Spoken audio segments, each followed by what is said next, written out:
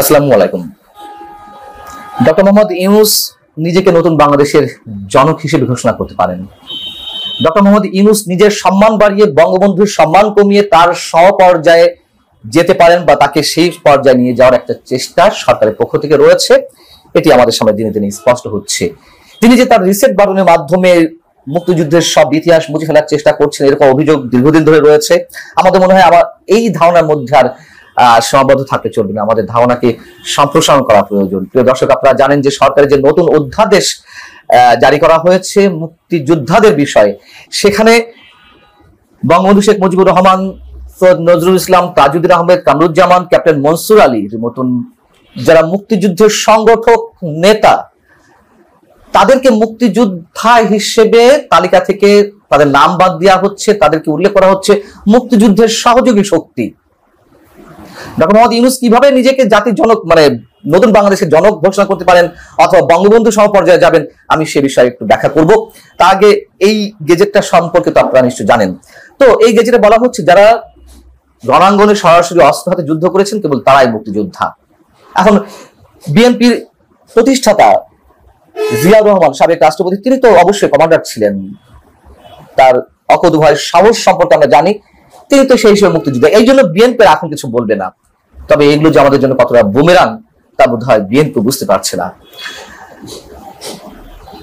একটা যুদ্ধের সর্বাধিনায়ক তিনি মুক্তিযুদ্ধ হবেন না, মানে ধৃষ্টতা ফাজলামত একটা সীমা আছে। মুজিবনগর সরকারকে এই গেজেটে স্বীকৃতি দেওয়া হয়েছে নতুন যে অধ্যাদেশ।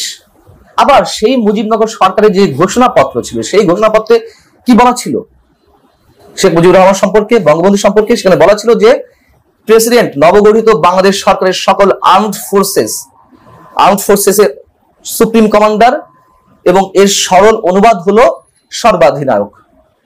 জেনারেল আতাউল গনি ওসমানী ছিলেন প্রধান সেনাপতি মুক্তিযুদ্ধের, আর সর্বাধিনায়ক ছিলেন অস্থায়ী সরকার বা বঙ্গবন্ধু সরকারের যে যিনি প্রেসিডেন্ট, তিনি তো প্রেসিডেন্ট ছিলেন বঙ্গবন্ধু শেখ মুজিবুর রহমান, অস্থায়ী রাষ্ট্রপতি ছিলেন সৈয়দ নজরুল ইসলাম। কি ধরনের ব্যাখ্যা আমরা দাঁড় করাচ্ছি যে অস্ত্র হাতে যুদ্ধ না করলে তিনি মুক্তিযোদ্ধা নন। মুক্তিযুদ্ধ যারা সংগঠক, সৈয়দ নজরুল ইসলাম, তাজউদ্দিনের মতন মানুষেরা, কামরুজ্জামান, ক্যাপ্টেন মনসুর আলী, এরা মুক্তিযোদ্ধা নন। আমাদেরকে কি সব রূপ কথা গল্প শোনানো হচ্ছে এখন? যে 5টি শ্রেণীতে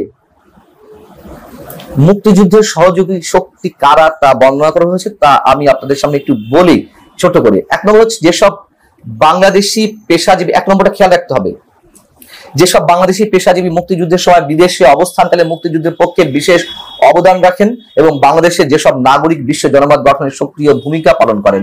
2, যেসব ব্যক্তি মুক্তিযুদ্ধের সময় গঠিত বাংলাদেশ সরকারের অধীন কর্মকর্তা বা কর্মচারী বা দূত, মুজিবনগর সরকারের নিয়োগপ্রাপ্ত চিকিৎসক, নার্স ও অন্যান্য সহকারী হিসেবে দায়িত্ব পালন করেছেন। 3, মুক্তিযুদ্ধের সময় গঠিত বাংলাদেশ সরকারের সঙ্গে সম্পৃক্ত সব MNA এবং MPA যারা পরবর্তী সময়ে গণপরিষদের সদস্য হিসেবে গণ্য হয়েছিলেন। 4, স্বাধীন বাংলা বেতার কেন্দ্রের সব শিল্পী এবং কলাকুশলী ও দেশ এবং দেশের বাইরে মুক্তিযুদ্ধের সপক্ষে দায়িত্ব পালনকারী সব বাংলাদেশি সাংবাদিক এবং স্বাধীন বাংলা ফুটবল দলের যারা সদস্য ছিলেন, তারা হচ্ছে মুক্তিযুদ্ধের সহযোগী শক্তি বা সহযোগী মুক্তিযোদ্ধা। 1 নম্বরটা আপনাদের খেয়াল রাখতে বলেছিলাম যে যেসব বাংলাদেশি পেশাজীবী মুক্তিযুদ্ধের সময় বিদেশে অবস্থানকালে মুক্তিযুদ্ধের পক্ষে বিশেষ অবদান রেখেছেন। এখন আমরা গত কয়েক মাস ধরে শুনছি ডক্টর মোহাম্মদ ইউনূসের কি অবদান ছিল মুক্তিযুদ্ধে। তিনি যুক্তরাষ্ট্রে অবস্থান করছিলেন, তিনি সে সময় ছাত্র ছিলেন, কি কাজ করছিলেন, সেই সময় তিনি অর্থ সংগ্রহ করেছেন মুক্তিযুদ্ধের জন্য, এরকম একটা বয়ান আমরা শুনতে পাচ্ছি। সেই হিসেবে তিনি নিশ্চয়ই এখন সহযোগী মুক্তিযোদ্ধার স্বীকৃতি পাবেন। আবার বঙ্গবন্ধুর মতো মানুষদেরকে সহযোগী মুক্তিযোদ্ধার তালিকায় নামের তালিকায় নামিয়ে আনা হয়েছে। তাহলে বঙ্গবন্ধু এবং ডক্টর মোহাম্মদ ইউনূস সমপর্যায়ে চলে গেলেন এবং তিনি সহযোগী মুক্তিযোদ্ধা থেকে নতুন বাংলাদেশ বিনির্মাণের, কথিত বাংলাদেশ বিনির্মাণের যারা শক্তি, যে ছাত্ররা, যাদেরকে বিপ্লবী হিসেবে উল্লেখ করা হচ্ছে, মাস্টার মাইন্ড হিসেবে উল্লেখ করা হচ্ছে, তাদের নেতৃত্ব ডক্টর মোহাম্মদ ইউনূস ঘোষণা করে ফেলা হতে পারে ডক্টর মোহাম্মদ ইউনূস নতুন বাংলাদেশের জনক। ফারুকী আজম বর্তমান যে মুক্তিযোদ্ধা বিষয়ক উপদেষ্টা, তিনি তো ডক্টর মোহাম্মদ ইউনূসের যে বিশেষ বিশেষ এনজিও রয়েছে তার একটি কর্তৃত্বের অধিকারী, এবং তাকে মুক্তিযুদ্ধ বিষয়ক উপদেষ্টা করা হয়েছে, মুক্তিযুদ্ধ বিষয়ক উপদেষ্টা। এই ফারুক আজম হতে পারেন তিনি বীর উত্তম বা বীর প্রতীক, কিন্তু আহমদ সফরের একটা কথা আছে, সব মুক্তিযোদ্ধাই সবসময় মুক্তিযোদ্ধা নয়, একজন রাজাকার সব সময়ের জন্য রাজাকার। আমি আর এর চেয়ে বেশি কিছু বলতে চাই না। নতুন অধ্যাদেশে মুক্তিযুদ্ধের পরিবর্তিত যে সংজ্ঞা নির্ধারণ করা হচ্ছে তার সংজ্ঞাটি এরকম, এটাও একটু খেয়াল রাখতে হবে আমাদের।